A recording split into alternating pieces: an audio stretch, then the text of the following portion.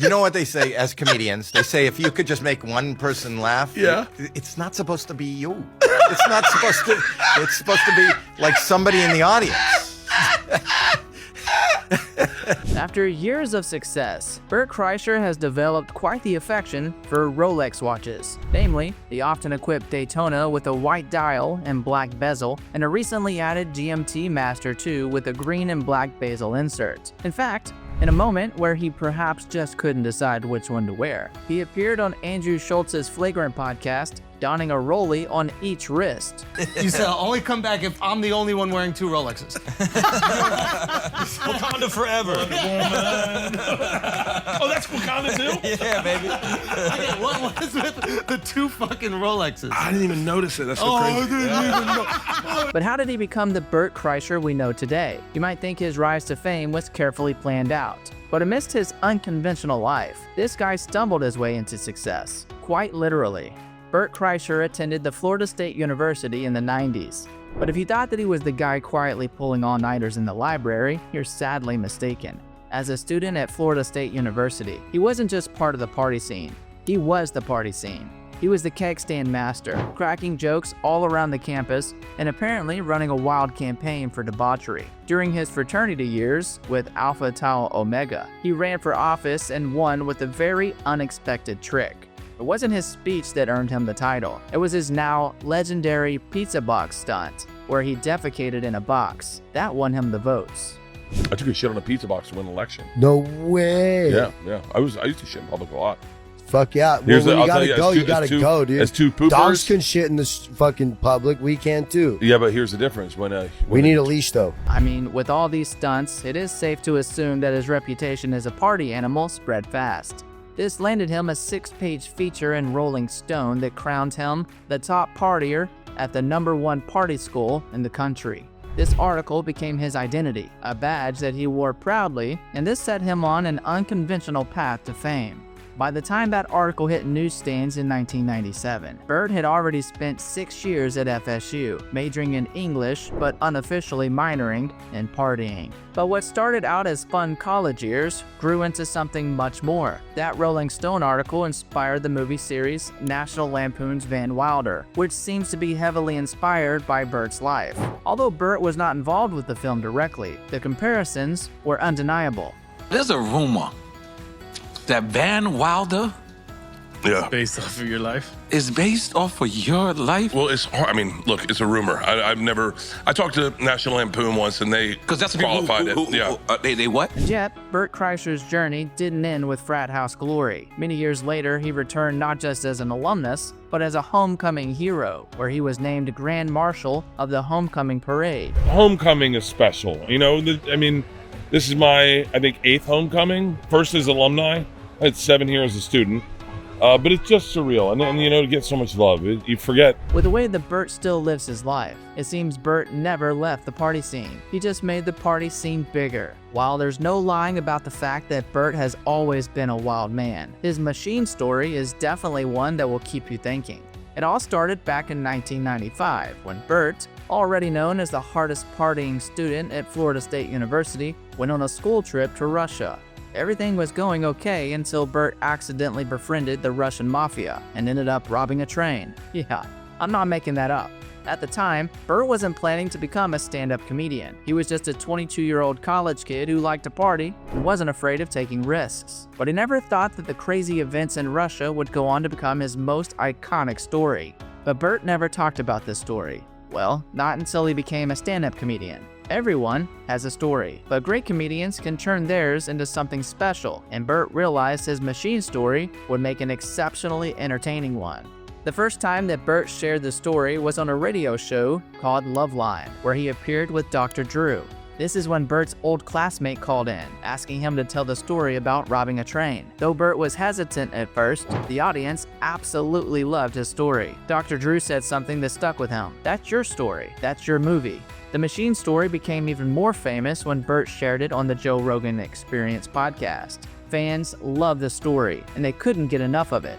At his live shows, audiences began chanting, "The machine, the machine." They loved the story so much that they encouraged him to tell it every time he performed. Over time, the machine story became Bert's most iconic routine, and then Hollywood got involved. In 2023, the machine story was adapted into a movie. In the film, Bert's past catches up with him when the Russian mafia kidnaps him again. The movie was very well received by the fans because it's a perfect mix of action and comedy, and it's all based on the actual true story of Bert's wild ride to Russia. After earning the title of the biggest partier at Florida State University, one of the nation's most well-known party schools, at just 24 years old, Bert became the poster child for college life, setting himself as the ultimate party animal. In an interview with Rolling Stone, Bert admitted, "My whole life I've dreamed of being famous. But now that I'm famous, it's so stressful. I'm living under a microscope for everybody." So, while Bert did not necessarily want fame out of his lifestyle, his wild ways earned him a popularity that he could not escape. At the age of 24, when he was just a college student, he became the center of attention not just for partying, but for his own unique gift of having people laugh and bring people to him. During his 6 years at the university, he mastered the art of socializing. He spent time working on his comedic skills, impersonations, and generally being the center of attention at every moment. Graduating with a stellar GPA of 2.27, he was a campus icon and regarded as the go-to guy for a fun time. Interestingly, the original idea for the Rolling Stone article was to focus on the party culture at Florida State, and not Bert. But when the Rolling Stone reporter came to cover Florida State's party scene, it was Bert who stole the spotlight. After spending time with Bert at parties and experiencing his infectious energy firsthand, the magazine decided to shift focus and write about him specifically. It was a huge moment in Bert's life. In fact, Bert didn't even see the massive fame coming. Interestingly, Bert's charismatic personality wasn't just popular at parties. His sister said, "Everyone always said he'll grow up to be something special." Bert has always had a knack for making people laugh. He once said, "I get this weird energy that starts in my feet and travels up to my head. I want to get the entire crowd to laugh." As graduation time neared, he realized he would have to say goodbye to his party ways. He knew his party persona wouldn't last forever, and he was determined to turn his fame into something more. Years later, Bert looks back on this period of his life in his memoir, Life of the Party, Stories of a Perpetual Man-Child. In the book, Bert opened up about some of the most memorable moments from his college life. After becoming a local celebrity thanks to the Rolling Stone article, Bert decided to take what he loved doing more seriously. Initially, he began performing stand-up in Tallahassee clubs, but then he eventually moved to New York City. Here, one of his acts was taped and caught the attention of a talent agent, and he instantly became a hit in the comedy world. What set him apart was his talent of storytelling. He was bold and unapologetic, which fans loved as it came off as authentic and true to his personality. His willingness to push boundaries with humor helped him make a name for himself in television as well. He created shows like Hurt Bert on FX and Bert the Conqueror and Trip Flip on the Travel Channel. It's not just his TV shows that are famous for their bold humor. His comedy routines are also a reflection of his honesty and outrageousness. Bert also takes the word fearless to a whole new level. His comedy routines sometimes includes him performing shirtless, a bold move where he pushes the boundaries of comedy as we know it, while giving an insight to his wild stories. Apart from his stand-up specials like Comfortably Dumb, Secret Time, Hey Big Boy, and Razzle Dazzle, Kreisher is also a successful podcaster, co-hosting Two Bears, One Cave with Tom Segura and Bertcast. He also has a show called Something's Burning, which is a cooking show that combines his love for food and his sense of humor. It is perhaps his ability to captivate people with his stories from his wild college days to his time in New York City that makes him popular among the fans. He doesn't shy away from personal stories or humiliating experiences, and it's this willingness to test limits that has made him stand out in the comedy business. Beyond the stage, Bert Kreischer shares a lovely bond with his wife and kids. Family plays a central role in Bert's life, both personally and professionally. Bert married Leanne in December 2003 and soon welcomed their first daughter, Georgia May Kreischer, in June 2004. Then, in July 2006, they welcomed their second daughter, Isla Grace Kreischer. As a father, Bert has often shared his pride and love for his daughters, including the ups and downs of parenting. Although his career demands frequent travel, Bert seems to be actively involved in the upbringing of his daughters. His reputation as a comedian, who is known for performing shirtless and telling outrageous stories, is very different from his role as a dad. He describes himself as a strict, overbearing parent. From the looks of it, the family enjoys spending time together. Both daughters have been present in their parents' careers and have appeared on Bert's Bertcast podcast and even Leanne's Wife of the Party podcast. They also joined Bert on tour, and their involvement in his comedy world has been a source of creating memories and unforgettable moments, like when they helped with the Fully Loaded Comedy Festival and appeared on Family Feud.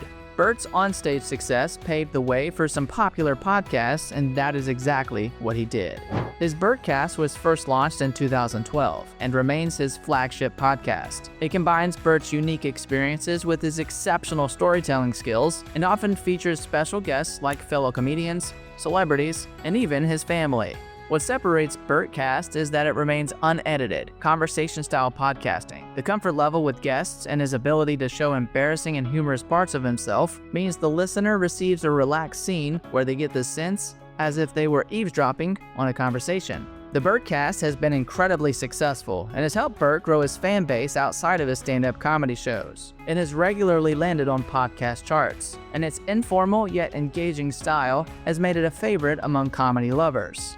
Wife of the Party. This podcast is hosted by Bert's wife, Bert Kreisher, and was launched in 2018. The podcast is a humorous countertake to Bert's podcast where Leanne gives an insider perspective of what it's like to have Bert as a partner and her experiences with motherhood and parenting. But said, you guys have a great relationship. You're a great couple. Yeah. And if he would just stop thinking he's right about everything. So I can say real things that she said where I took We're it. not going to do that.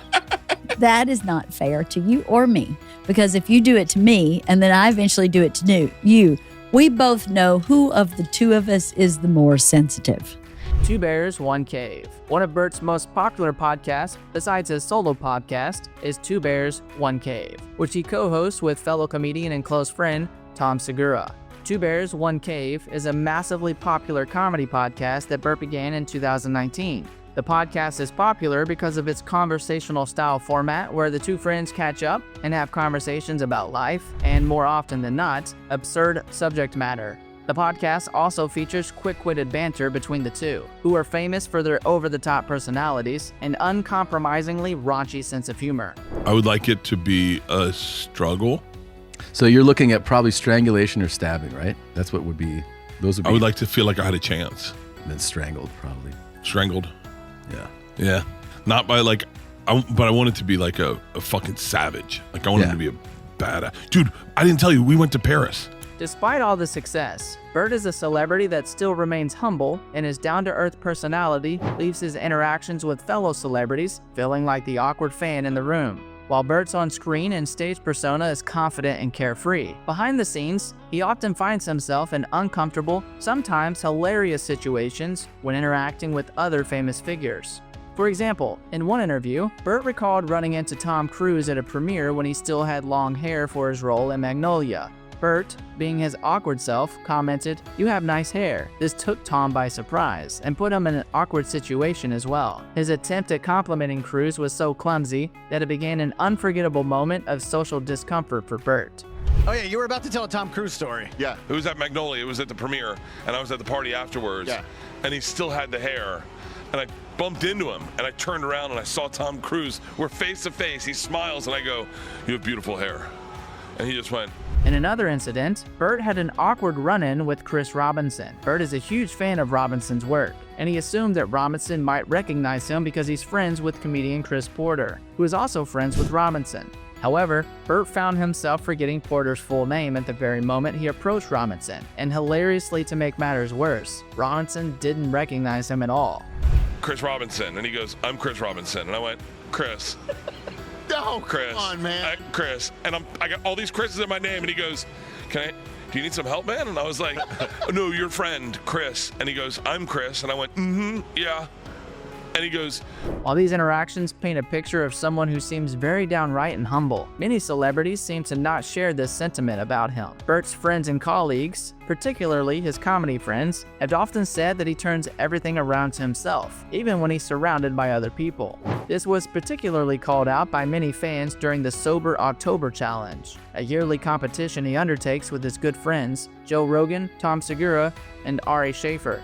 While the challenge started as a fun and competitive event, it was apparent that Bert's interrupting, constant need for attention, and inability to be silent while others talked caused a visible tension. What Joe does that you don't have the capacity to do is not make it all about himself. hold on, off.